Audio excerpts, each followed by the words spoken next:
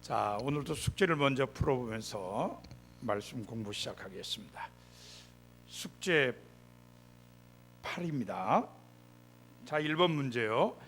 신명기 내용은 모세가 언제 이스라엘 자손에게 알린 것입니까? 언제죠?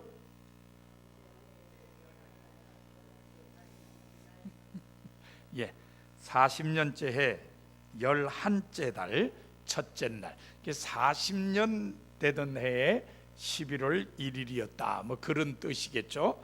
자, 중요한 거는 뭐 한 후에 40년째죠? 예, 중요한 게 그겁니다. 애굽에서 탈출한 지 40년째 되던 해였다는 겁니다. 그러니까 결국은 광야에서 이 사람들이 거의 40년을 생활했다는 겁니다. 자, 40년째 되는 해다. 그러면은 우리는 뭘 생각하죠? 우리는 벌써 성경 내용을 다 아니까 40년째 그러면 뭘 생각합니까? 이제는 가나안 땅에 들어갈 준비를 하는 거죠. 아, 이제 가나안 땅에 들어갈 준비하는 해구나 하는 것을 알 수 있습니다. 자, 두 번째 문제요. 신명기 내용 중에 5장 1절에서 21절은 모세가 무엇에 대해서 설교한 내용이죠? 예, 십계명입니다. 이 십계명에 대해서 백성들에게 다시 풀어서 설명을 합니다. 사실은 우리가 신명기를 읽으면은 전부 모세가 하나님의 말씀을 선포하죠, 그죠? 그 모세가 선포한다는 이야기는 뭐가 들어있느냐? 모세가 하나님의 말씀을 어떻게 이해를 했느냐, 어떻게 받아들였느냐, 요즘 말로 하면은 어떻게 해석을 했느냐, 그게 들어가 있습니다. 그러니까 이건 모세의 설교라고 할 수 있죠. 그래서 5장 1절에서 21절은 십계명에 대한 설교를 모세가 했다, 이렇게 여러분들이 이해하시면 좋을 것 같습니다. 자, 그 다음에 신명기 6장 4절에서 9절 문제는 핵심은 무엇입니까? 그런데요, 그 전에 어떤 내용이죠? 신명기 6장 4절에서 9절이 어떤 내용이에요? 자, 이스라엘아 들으라, 그리고 시작합니다. 이거를 히브리 사람들은 쉐마라 그래요. 제가 한번 말씀을 드렸습니다마는 이스라엘 사람들은 현관에 옆에 이렇게 대롱 같은 거를 늘 달아놓습니다. 모든 집에. 그걸 메주자 그러는데요, 그 메주자 대롱 속에 가죽으로 하나님의 말씀을 써서 돌돌돌돌 말아서 거기다 집어넣어요. 어떤 하나님의 말씀을 거기다 적어서 넣어놓느냐? 바로 신명기 6장 4절에서 9절 말씀이에요. 이스라엘 사람들 그걸 쉐마라 그래요. 그러니까 히브리 말을 그대로 직역하면 들으라 이스라엘아, 이런 식으로 말씀이 시작이 됩니다. 그래서 그걸 쉐마라 그러는데 히브리 말로 쉐마 이렇게 시작되어서 바로 그 내용의 핵심이 뭘까요? 뭐 괜찮습니다. 우리끼리인데 뭐 틀리면 어때요? 그냥 그렇게 다 하여 어떡하라는 거예요? 예, 하나님 사랑하라는 겁니다. 이 핵심은 하나님 사랑하라는 거예요. 몸과 마음과 뜻과 정성, 이거는 다 수식어고 진짜 핵심적인 단어는 하나님 사랑하라는 거예요. 오늘 교재에서도 이게 조금 나옵니다마는 이 모세 설교에서 조금 달라지는 부분이 거기에요. 그 전까지는 하나님 경외하라, 주로 그겁니다. 하나님 경외하라, 하나님 두려움으로 섬겨라. 근데 이 쉐마에서는 말이 좀 달라져요.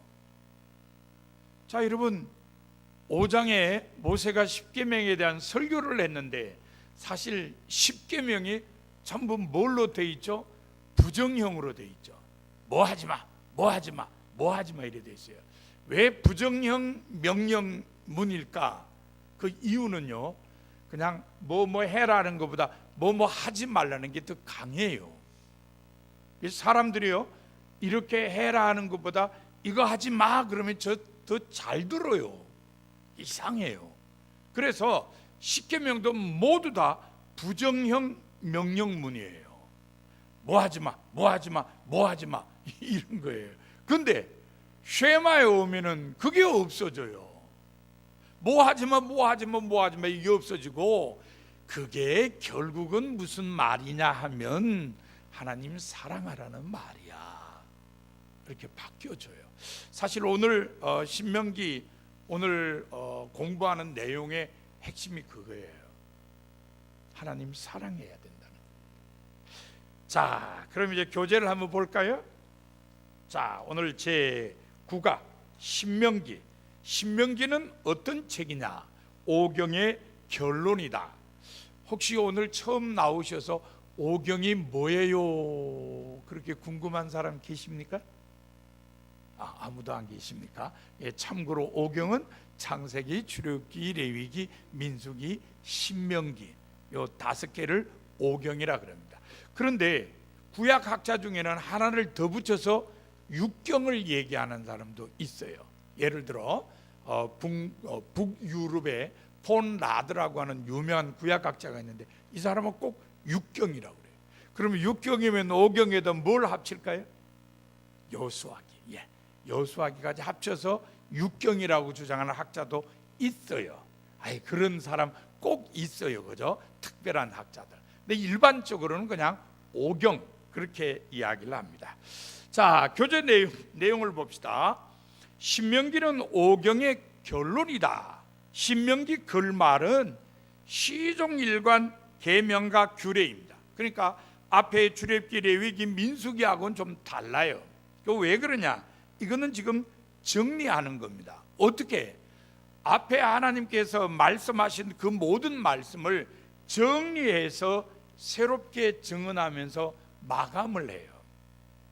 그러니까 앞에는 하나님의 말씀이 여기 들어와 있다, 여기 들어왔다 이런데 신명기에는 아예 그냥 체계적으로 정리를 해서 딱 선포를 하고 있다.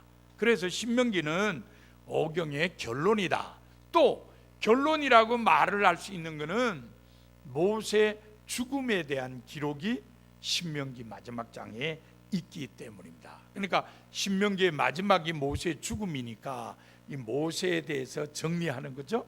모세에 대해서 정리한다는 것 곧바로 오경을 정리하는 것과 마찬가지다. 그러나 어떤 학자들은 이 신명기는 오경의 결론일 뿐만 아니라 역사서의 서론이기도 하다. 자, 여러분 이스라엘의 역사서를 얘기하면요, 첫 번째 책이 여호수아, 그 다음에 사사기, 그 다음에 사무엘 상하, 열왕기 상하, 거기다가 나중에 가면은 역대 상하도 붙습니다. 일단 역대 상하는 두더라도 여호수아기부터 시작해가지고 열왕기 하까지가 이스라엘의 역사를 기록한 역사서입니다. 그런데 신명기를 이 역사서의 서론이라 그래요. 왜 그러냐? 자, 여호수아에서 열왕기 하까지 보면은 그 역사의 무대가 어디죠? 가나안 땅입니다. 가나안 땅에서 벌어진 이야기예요. 그런데 이스라엘 백성들이 정말 가나안 땅에 정착하고 나라 세우고 그러다가 망해서 쫓겨나고, 이게 이제 역사서의 이야기의 줄거리거든요. 자, 그렇다면 가만히 생각해 봅시다. 가나안 땅에 처음 들어간 사람이 누구죠? 그 전에요. 하나님께서 가나안 땅으로 이렇게 이주하게 만든 사람이 누구죠? 예, 아브라함이죠. 그러니까 가나안 땅 이야기의 시작은 사실은 아브라함이에요. 아브라함이 하나님의 부름을 받아서 가나안 땅에 들어왔습니다. 처음에 단을 쌓은 데가 어디죠? 세겜 땅이에요. 예, 하나님께서 이 땅 너 후손에게 준다고 약속해 있었어요. 그런데 진짜 후손들이 그 세겜에 와서 자, 여기가 하나님께서 우리에게 준 땅입니다 그러면서 선언을 하고 모여가지고 하나님 앞에 언약을 맺은 이야기가 나와요. 그게 어디 나오죠? 여호수아서에 나와요. 이스라엘 백성들이 가나안 땅에 들어가서 세겜에 모여서 일종의 지파 동맹 의식을 가져요. 이게 이게 여호수아서에 기록이 되어 있습니다. 그때요, 이스라엘 사람들뿐만 아니라 애굽에서 이스라엘 사람들이 탈출할 때 누가 같이 따라왔다 그랬죠? 뭐라고 표현되어 있어요? 중다한 잡족. 중다한 잡족이 같이 나왔어요. 요새 뭐 우리나라 봉준호 감독이 칸 영화제에서 황금 종류나무까지 상을 받아가지고 뭐 난리인데요. 그 영화 제목이 뭔지 아세요? 기생충. 기생충. 예, 요 중대한 잡족이 꼭 기생충처럼 이스라엘에게 붙어서 왔어요. 원래는 이스라엘 사람들이 아니에요. 다른 사람들이 왔어요. 근데 이스라엘 사람들하고 잡족들이 가나안 땅에 들어와 정착할 때 이미 그 가나안 땅에 살고 있던 사람들 중에도 합세한 사람들이 있어요. 이 사람들은 누구냐 하면은 권력자들 때문에 억압받던 사람들이에요. 그러니까 주로 하층민들. 그냥 그때는 31개의 도시 국가로 나누어져 있었으니까, 그래서 이스라엘 백성들이 가나안 땅에 들어가서 처음으로 점령한 도시가 어디죠? 이러시면 아니 되옵니다. 처음 점령한 도시가 여리고이죠. 그 다음에는 아이. 아이는 한 번 실패했지만 그래도 무너뜨렸습니다. 아이. 이렇게 해서 중부 지역을 중심으로 해서 살살 넓혀갔습니다. 하나씩 하나씩 점령하는 거예요. 31개의 도시 국가를, 성읍 하나마다 국가거든요. 그 도시 국가 하나씩 하나씩 점령을 해요. 점령을 해보니까 이 기생 라합 같은 사람들, 지배 권력이 아니죠. 억압당하던 사람, 오직 배고팠으면 기생질 했겠어요. 먹을 게 풍부해봐요. 아니 금고에 돈이 쌓여져 있어봐요. 누가 기생 노릇해? 누가 웃음 팔고 몸 팔았는지 안 팔았는지 모르지만 어쨌든 웃음은 팔았을 거 아니야. 누가 돈 있는데 그런 짓 해요? 안 하죠. 그러니까 결국 이 일반 하층 사람들은 어려웠어요. 이 사람들이, 이스라엘 사람들이 들어와 가지고 뭐 권력자들을 다 무찌르니까 이 사람들도 합세한 거예요. 그래서 이스라엘 사람들, 애굽에서 따라 나온 중대한 잡족들, 그리고 그 가나안 땅에 원래 살고 있던 원주민 중에서 억압당하던 사람, 이 사람들이 다 합쳐가지고 이제 우리는 새로운 족속으로 출발한다. 그럼 뭘로 하나가 되게 되느냐? 하나님 믿는 신앙으로 하나 된다. 그래서 우리는 하나님 신앙으로 하나가 된다. 그렇게 이 사람들이 동맹을 맺어요. 그게 지파 동맹 의식이라 그러거든요. 자, 어쨌든 이렇게 해서 가나안 땅 이야기가 아브라함에서부터 시작했다가 이제 다시 모여서 지파 동맹 의식을 맺음으로 시작이 됩니다. 그러다가 나중에 열왕기 하해가 뭐 어떻게 되죠? 나라가 망해가지고 다 포로로 잡혀가고 북쪽 사람들은 추방당하고 뭐 이런 일들이 벌어지게 됩니다. 자, 그렇다면은 가나안 땅과 관련해서 우리가 물어볼 수 있는 것은 누가 어떻게 가나안 땅을 차지했지? 그리고 누가 언제 왜 가나안 땅을 잃어버렸지? 이 질문에 대한 답이 이게 역사서 속에 들어 있습니다. 그런데 이 질문이 역사서의 내용이지만 이 질문 자체가 신명기적 질문이에요. 자, 어떤 사람이 땅을 차지할 수 있느냐? 어떤 사람이 땅을 잃어버리느냐? 여러분들이 아는 상식으로 대답해 보세요.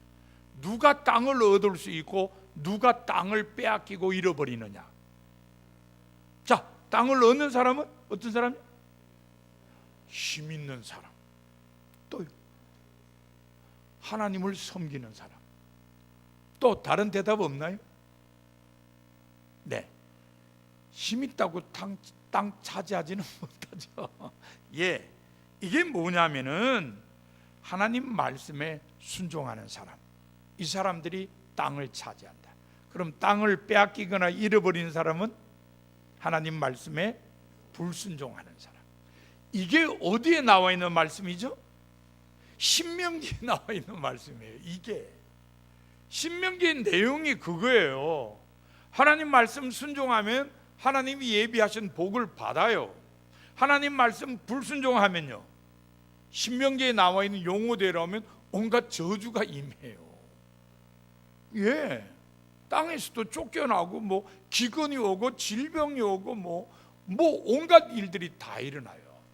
그러니까 역사서를 읽어보면은 딱 신명기적인 신앙을 가지고 역사서를 쓴 거예요. 우리나라 역사를 살펴보자. 하나님 말씀 순종해서 어떻게 됐지? 땅 얻고 강대국이 됐죠. 하나님 말씀 불순종하고 우상을 섬길 때 어떻게 됐지? 망했죠. 결국은 이스라엘의 역사를 기록한 역사서라는 게 신명기의 신앙을 가지고 역사를 기록한 책이라는 겁니다. 그러니까 신명기는 역사서의 서론이라고 얘기하는 거예요. 그러나 그렇게 주장하는 학자들도 많이 있지만 왕대일 박사님은 그럼에도 불구하고 신명기는 오경의 결론으로 읽는 게 맞다는 겁니다. 왜 그러냐? 왜 오경의 결론으로 읽어야 되냐? 구약학자 중에 샌더스라는 사람이 무슨 말을 했냐면은, 역사서의 이스라엘 사람들은 어떤 사람들이냐? 땅이 있는 사람. 어쨌든 마지막에 뭐 쫓겨났지만 어쨌든 역사서의 이스라엘 사람들은 땅이 있는 사람이에요. 어떤 땅? 가나안 땅. 그런데 자, 신명기에 있는 사람들은 어떤 사람? 자, 뭐 더 넓게 보면은 오경에 나타나는 이스라엘 사람들은 어떤 사람? 땅이 없는 사람들이에요. 이 사람들은 땅 없어요.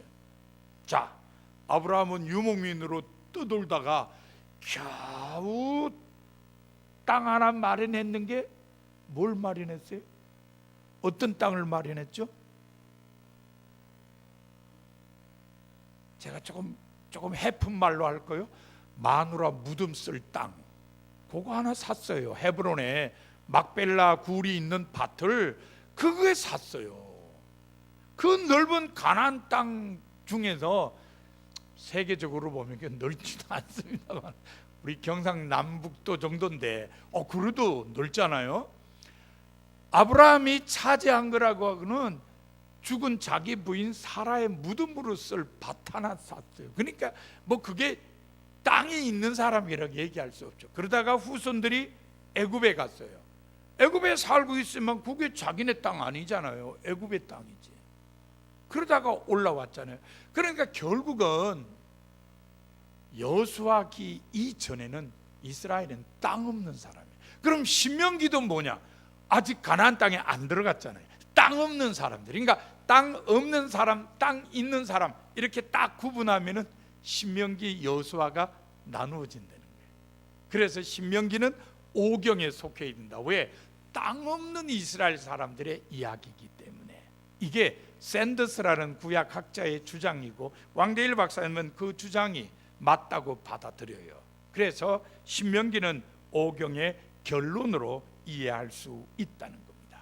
자, 그렇다면은 오경에 나타나는 하나님의 말씀 속에 나타나는 사회는 어떤 사회냐? 이거를 신정사회라고 그래요. 하나님이 다스리고 하나님이 통치하시는 사회. 그러면은 역사서의 사회는 어떤 사회예요? 왕정사회죠. 왕이 다스립니다. 들어가서 한 200년 동안에는 왕 없이 잘 지냈어요. 그게 지파 동맹 시대라 그러는데 그 다음부터는 왕 달라 그러죠. 왕을 세웠다가 결국 나라가 망해버리고 말았다는 겁니다. 그렇다면은 오경은 하나님께서 직접 통치하시는 사회를 기대해요. 그거를 조망한다고 이야기를 해야 될까요? 그러니까 이런 점에서 역사사하고 좀 달라요. 그래서 신명기를 보면은 하나님께서 통치하시는, 그래서 하나님의 뜻이 실현되는 그곳을 이상적인 사회로 그리고 있습니다. 사실 우리는 신약에도 볼 수 있죠. 왜요? 예수님의 가르침 중에 가장 중요한 게 하나님 나라잖아요. 네. 그 신명기도 바로 그런 맥락에서 이해할 수 있다는 것입니다. 자, 어쨌든 신명기는 바로 하나님께서 말씀하시는 그 뜻에 따라 실현되는 사회, 그거를 원하고 있다는 걸 압니다. 그러면은 무엇을 통해서 그걸 백성들에게 가르쳐 주느냐? 바로 모세 설교를 통해서 가르칩니다. 모세 설교를 통해서 하나님께서 뭘 원하시는지를 가르쳐요. 바로 이 말씀을 전한 장소도 중요해요. 바로 모압 평지입니다. 가나안 땅에 들어가요. 곧 들어갑니다. 그 들어가기 전에 모세가 하나님의 말씀을 다 정리해서 설교를 하는 겁니다. 그럼 제가 하나 여쭤볼게요.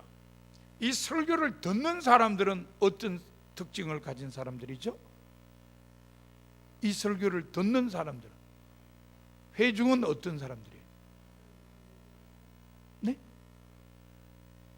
이스라엘 백성 맞죠? 근데 어떤 이스라엘 백성이죠? 출애굽 2세대입니다. 20세 이하의 성인이 아닌 사람들만 지금 남아있는 거예요. 1세대는 광야에서 다 죽었어요. 다 죽고 이제 2세대입니다. 그러니까 이 2세대가 이제 가나안 땅에 들어가요.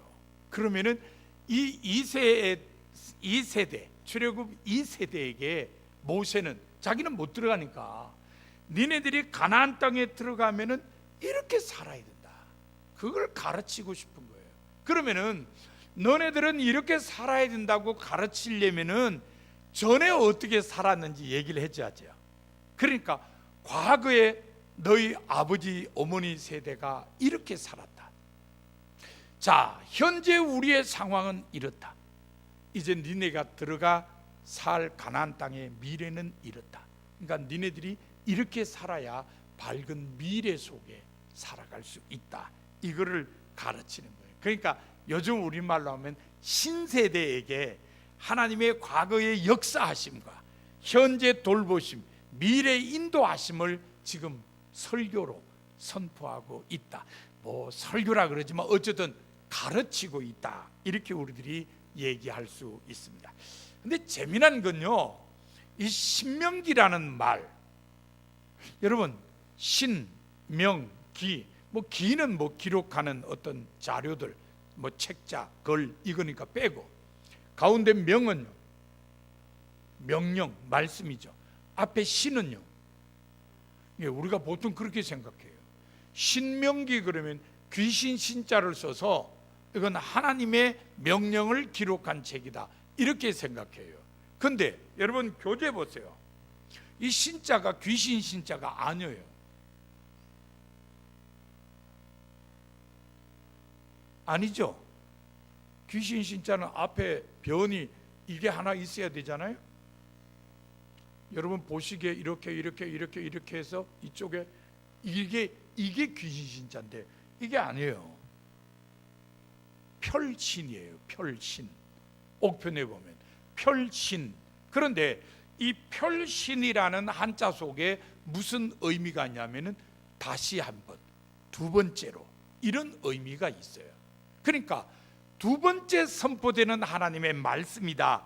이게 신명기의 뜻이에요. 하나님의 명령이라는 뜻이 아니고 두 번째 펼쳐지는 하나님의 명령, 이렇게 우리가 이해를 하시면 됩니다. 그러면 이 이름이 어디서 왔느냐? 이것도 헬라어 성경에서 왔어요. 헬라어 성경에도 두 번째 법, 이렇게 번역되는 단어를 썼어요. 그래서 우리도 두 번째 법이라기보다는 두 번째 하나님의 명령, 그래서 하나님의 말씀, 이래서 신명기 이렇게 이름을 붙여놓은 겁니다.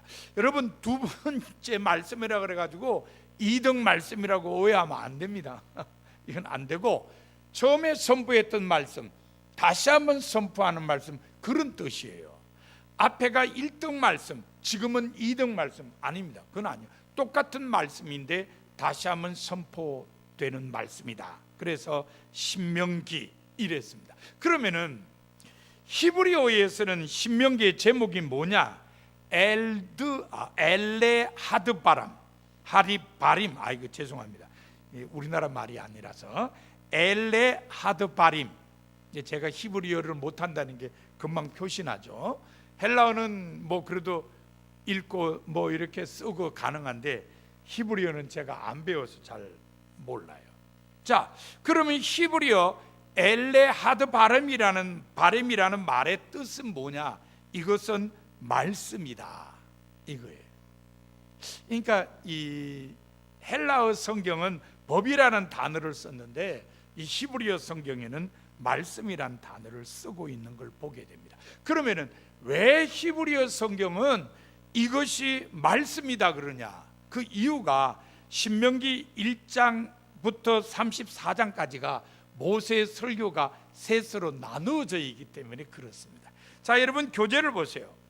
1장 5절에 보면요, 모세가 요단 저쪽 모압 땅에서 이 율법을 설명하기 시작하였더라 일렀어대. 그래서 첫 번째 설교가 나오고요, 5장 1절에 보면은 모세가 온 이스라엘을 불러 그들에게 이르되, 두 번째 설교가 나와요. 그 다음에 29장 2절에 보면은 모세가 온 이스라엘을 소집하고 그들에게 이르되, 이렇게 세 번째 설교가 나와요. 그러니까 여러분 이거 보면 금방 나눌 수 있죠. 이렇게 설교가 셋으로 나누어진다는 겁니다. 그래서 히브리 성경에서는 신명기는 모세의 설교 세 편이다. 그래서 이것은 말씀이다, 이렇게 제목을 붙였다는 겁니다. 그런데 이 신명기에 기록된 모세의 설교를 보면은 어떻게 생각하면은 모세의 고별 설교예요. 모세는 가나안 땅에 못 들어가잖아요. 자기는 못 들어가고 이제 여호수아를 지도자로 해서 이 출애굽 2세대가 들어갈 텐데, 뭐 광야에서 쓴맛 단맛 다 본 모세가 이 새롭게 들어가는 사람들에게 이제 너네 들어가면 이렇게 해야 된다 하고 이제 마지막으로 당부하는 그런 설교다, 이렇게 이야기할 수 있습니다. 그런데 모세는요, 이 설교를 통해서 정말 강조하는 게 뭐냐면은, 자, 요 말씀은 이렇다, 2번 요거는 요렇다, 3번 요거는 요렇다, 4번 이거는 이래 가지고 그냥 뭐 몇백 구절 되는 걸 이스라엘 백성들이 다 암송하기를 기대한 게 아니에요. 뭐가 중요했느냐? 말씀 한 구절 한 구절도 중요하지만 가장 중요한 것은 신의 산에서 하나님과 맺은 언약, 이걸 너희들이 기억하고 지켜야 된다. 그래서 모세가 하고자 하는 게 뭐냐면은 언약 갱신이에요. 언약 갱신이에요. 자, 38년 전에 신의 산에서 하나님께 십계명과 율법을 받았어요. 그때 우리가 이 율법을 다 지키겠습니다 하고 맹세한 사람들은 누구죠? 다 죽은 사람들이에요. 출애굽 첫 세대입니다. 다 죽은 사람들이에요. 그러니까 출애굽 2세대가 볼 때는 자기 아버지 어머니 세대가 언약을 맺었어요. 언약이라는 건요, 세상적인 용어로 하면 계약이거든요. 계약을 맺었으니까 지켜야죠. 근데 이 사람들은 직접 맺은 사람들이 아니에요. 그래서 모세는 이 신세대에게 다시 하나님과 언약을 갱신해서 새롭게 언약을 마음에 새기기를 원하는 겁니다. 여러분, 이거는 중요해요. 옛날 사람들이 언약 맺은 거를 내가 지금 다시 갱신해서 내가 언약의 당사자가 된다, 이건 굉장히 중요해요. 왜냐하면 그걸로 인해서 많은 변화가 일어나요. 예를 하나 들어볼까요? 기원전 621년에 남왕국의 요시아라는 왕이 이제 왕 노릇합니다. 근데 이 왕이 믿음 좋은 왕이라서 하나님의 성전이 좀 퇴락됐으니까 하나님의 성전을 수리하라 그래요. 돈이 없잖아요. 헌금 하나 놓고 사람들한테 자발적으로 헌금하게 해요. 그 헌금은 딱 성전 수리하는 데만 쓰는 목적 헌금. 그 사람들이 헌금하면 그거 돈이 웬만큼 들어있으면 그걸 꺼내가지고 성전 수리하고, 또 돈이 만큼 모이면 또 수리하고 이랬어요. 근데 한 번은 수리하다가 책을 하나 발견했어요. 그 책이 무슨 책이냐? 율법책인데 그게 신명기예요. 원신명기라 그래. 지금 우리가 가지고 있는 신명기의 핵심적인 내용을 담고 있는 책이라 그래요. 그러니까 내용이 지금 신명기만큼 두껍진 않은데 신명기의 핵심적인 내용이 다 들어있는 책이었어요. 보통 구약학자들이 원신명기라 그래요. 어쨌든 그 책을 발견했어요. 요시야 왕이 이 책 가지고 종교 개혁을 해요. 종교 개혁의 열매가 많이 맺어졌죠. 우상 숭배 다 사라졌죠. 특별히요, 이 요시야 왕이 되어서 통치하던 시대는 성서의 이름으로 하면은 아수르, 세계사에서는 아시리아라 그래요. 이 아수르가 전체를 통치했어요. 그러니까 그 지역의 모든 나라들이 다 아수르한테 항복 그리고 조공 바치고, 조공 바친 다음에 또 하나 해야 되는 건 뭐냐면 아수르의 종교를 받아들여야 돼요. 이게 사실은 무서운 거죠. 왜요? 신앙을 바꾼다는 것은 혼을 바꾼다는 것과 똑같아요. 그러니까 이스라엘의 정체성을 잃어버릴 위험이 있죠. 아수르에게 항복하면. 그러니까 요시아는 아수르 왕이 주권자고 통치자가 아니라 하나님이 우리의 통치자시다. 그래서 우리는 아수르에게 반대한다. 그래서 사실은 아수르에게 저항운동을 일으켰죠. 그 저항운동 속에 종교개혁을 통한 하나님 신앙으로 백성들을 이끌어가는 게 있는 거예요. 그래서 우상 다 없애버리고 유월절을 그냥 안 지키던 유월절 절기를 성대하게 지키고, 그 발견한 원신명기에 담겨져 있는 언약 정신으로 백성들을 이끌어갔죠. 그래서 나라가 새롭게 된 거예요. 바로 그겁니다. 모세도 그걸 노린 거예요. 이 언약은 옛날 사람들이 했지만 이거는 오늘 너희에게도 해당된다. 그래서 이게 우리 모두가 지켜야 될 일이다 하는 것을 강조하고 있습니다. 이거를 우리가 꼭 기억을 해야 됩니다. 모세가 의도했던 게 옛날 출애굽 세대가 맺은 그 언약을 출애굽 2세대가 이어받아서 자기들도 그 언약의 주인공이다, 우리가 언약 지켜야 될 사람들이라는 걸 분명히 알게 했다는데 큰 의미가 있다는 걸 기억하시기를 바랍니다. 자, 이렇게 생각하면서 신명기 전체를 이렇게 보시면은 신명기 전체는 이런 언약 신앙을 중심으로 세 단원으로 구분할 수 있어요. 먼저는 1장부터 11장, 시내산을 떠나가지고 이 모압 평원에 딱 도착해서 과거를 돌아보는 이야기가 1장에서 11장까지 있습니다. 그 다음에 12장에서 28장까지는요 모세가 선포한 규범입니다. 그 모압 평지에 모인 사람들에게 오늘 이스라엘이 어떻게 해야 될 건가를 얘기하고 있죠. 그 다음에 29장부터 34장까지는 이제 가나안 땅에 들어가서 어떻게 할 거냐, 장래에 대한 이야기를 해요. 그러니까 이렇게 보면은 신명기는 과거를 돌아보고 현재를 짚어보고 그리고 미래를 내다보는 그런 내용으로 담겨져 있다는 것입니다. 자, 61쪽에 보세요. 오늘은 1장부터 11장까지를 공부하게 됩니다. 그 뒤로는 다음 시간에 같이 공부하게 됩니다. 그러니까 오늘 공부하는 것은 이스라엘의 과거에 대해서 어떻게 회고를 했는지 우리가 보고, 다음 수요일은 이스라엘의 현재와 미래를 어떻게 보는지에 대해서 공부를 하게 됩니다. 자, 그래서 1장부터 11장의 제목을 되돌아보기. 네, 시내산에서 이 모압 평지까지 온 일들을 되돌아보는 겁니다. 우리가 지난 시간에 이미 숙제를 통해서 한번 보았습니다만은, 자, 요 시내산에서 여기까지 오는데, 모압 평지까지 오는데 며칠이나 걸린다고요? 열하루.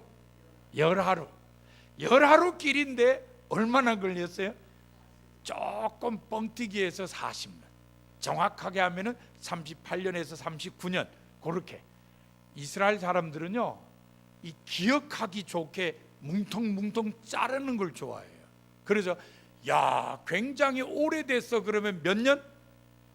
40년. 그렇습니다. 정확하게 뭐 1년, 2년 이렇게 안 따져요.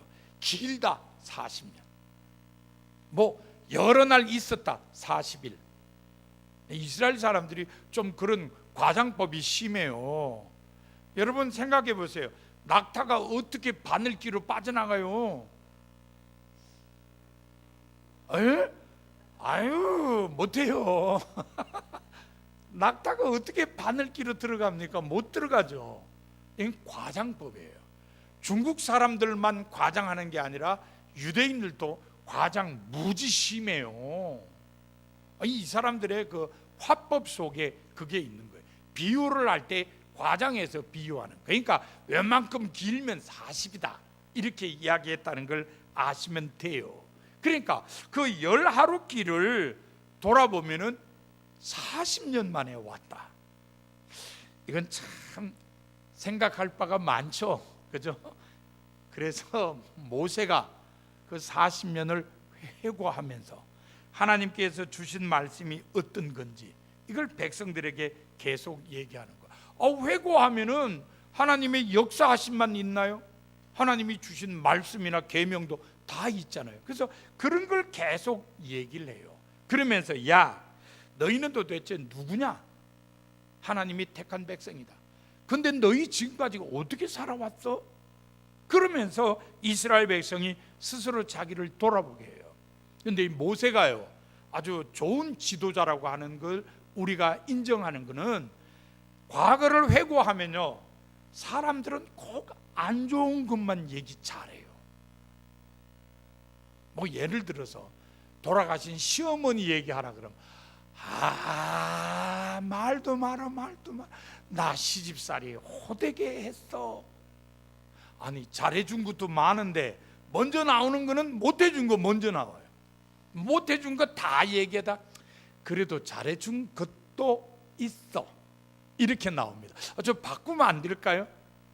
많이 잘해줬어. 근데 못해준 것도 많아 이러면 좋을 텐데, 못해준 거 다 얘기해놓고 그래도 잘해준 것도 있어 이렇게 얘기하시거든요. 안 그런가요? 맞죠? 보통 얘기 들어보면 그래요.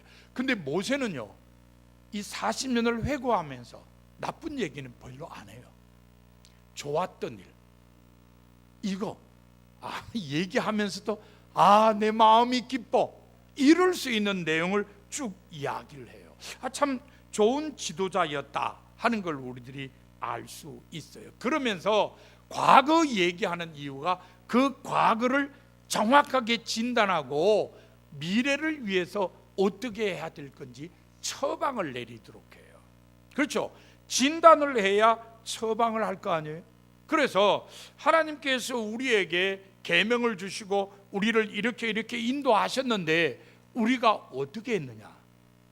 그러면 미래를 위해서는 우리가 어떻게 해야 될 거냐?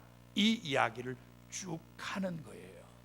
그러니까 하나님께서 과거에 어떻게 역사하셨고 어떤 말씀을 주셨는데 우리가 어떻게 행동하고 반응했느냐? 우리가 뭘 고쳐야지? 앞으로는 우리가 뭘 고쳐야 정말 복 있는 삶을 살 수 있을까? 이것을 백성들에게 계속해서 가르치는 겁니다. 특별히 아까 우리가 이 숙제를 통해서 십계명에 대한 얘기를 했습니다만, 모세가 두 번째 설교를 시작하면서 십계명에 대한 풀이를 쭉 하고 있어요. 십계명의 내용은 간단해요. 하나님 잘 섬기고 이웃을 사랑해라, 그거예요. 그래서 하나님 잘 섬기기 위해서는 어떻게 되냐? 이런 거 해서는 안 된다. 그렇게 해요. 그러니까 참 무거워요, 그죠? 하나님 섬기기 위해서 이것도 하지 말고 이것도 하지 말고 이거 무거워요. 야, 이거 참 무겁다. 왕대일 박사님이 재미난 표현을 해요. 여러분, 이게 무거운 게 하나님 백성이기 때문에 져야 하는 짐이거든요. 이거 거룩한 짐이다. 하나님의 백성들은 이 거룩한 짐을 좀 져야 된다. 왜? 그래야 하나님 사람다운 무게감이 생긴다. 멋있는 말이에요. 거룩한 짐을 좀 져야 하나님의 사람으로서의 무게가 느껴진다. 근데 십계명에서 하지 말라 그랬는데 나중에 이게 딱 바뀌어가지고 쉐마에 오면은 그게 하나님 사랑하는 말이다, 그렇게 바뀌어져요. 참 이런 게 놀라워요. 원래 하나님께서 주신 말씀은 우리에게 이런 거 하지 말라고 거룩한 짐을 무겁게 해주셨다. 그래서 우리가 정말 무게감을 가지고 하나님 백성으로 살아야 했다. 그런데 사실 그 말씀을 우리가 다시 생각해 보면은 하나님 사랑하는 말이다. 그게 우리가 정말 마음에 새겨야 될 것은 하나님 사랑하는 거다. 자, 여러분, 한 남자가 한 여자를 만나서 결혼합니다. 주례자가 묻습니다. 이 여인을 평생 동안 사랑하겠습니까? 예. 요즘 젊은 애들은 또 장난삼아 부인한테도 묻죠. 그러면 예 하고 대답합니다. 그 신랑 신부가 이제 둘이 서약을 해서 부부가 됩니다. 자, 내가 이 여인을 사랑한다 그랬어요. 그러면은 다른 여인에 대해서 사랑하던 마음은 어떻게 될까요? 왜 대답을 안 하세요? 그렇죠. 다 접어야 됩니다. 접고 버리고 끊어야 돼요. 왜 그러냐면은 결혼이라는 게 내가 이 여인만 사랑하겠다고 약속을 하는 거거든요. 여인도 마찬가지예요. 이 남자로만 내 남편을 삼고 사랑하겠습니다 하고 약속하는 거예요. 사랑이라는 게 그거예요. 내가 이 사람을 사랑하겠습니다 그러면 나머지 건 버리는 거예요. 하나님 사랑도 마찬가지입니다. 내가 하나님을 사랑하며 살겠습니다 그렇게 약속한다는 건 뭐예요? 다른 건 사랑하지 않겠다는 거예요. 이게 이스라엘 백성들에게 중요했어요. 하나님 사랑합니다 그러면 이방신 사랑하면 안 되죠. 세상의 물질 사랑하면 안 되죠. 그것 때문에 하나님 사랑이 깨지거나 하나님의 사랑에 금이 가면 안 되는 거예요. 신명기를 공부하면서 여러분이 마음에 새겨야 될 부분도 그거예요. 여러분, 하나님 사랑하기로 하나님과 약속하셨죠? 이거 이제 모세가 이스라엘 백성들에게 묻는 거예요. 여러분, 하나님만 사랑하실 거죠? 이스라엘 백성들이 아멘 그랬습니다. 그러면은 다른 거 사랑하지 마세요.